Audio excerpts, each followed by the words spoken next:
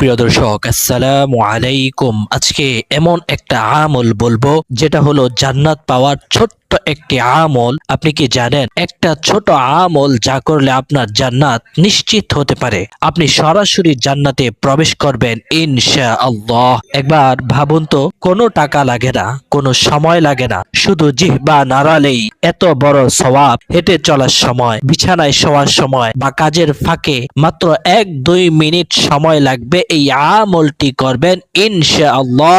আজ থেকেই নিয়ত করুন, প্রতিদিন অন্তত 100 বার এই জিকির পড়বেন। হয়তো এই ছোট্ট আমলটাই কিয়ামতের দিন আপনাকে জান্নাতে নিয়ে যাবে। আসুন দেরি না করে আমরা এই দোয়াটা জেনে নিই। রাসূলুল্লাহ সাল্লাল্লাহু আলাইহি ওয়াসাল্লাম বলেছেন, যে ব্যক্তি দিনে 100 বার বলে সুবহানাল্লাহি ওয়া বিহামদিহি, তার সব গুনাহ মাফ করে দেওয়া হয়।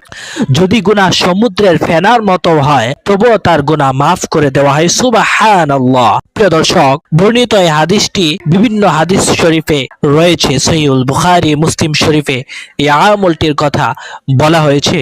ভিডিওটি ভালো লাগলে অবশ্যই শেয়ার করবেন, আমাদের চ্যানেলটি সাবস্ক্রাইব করুন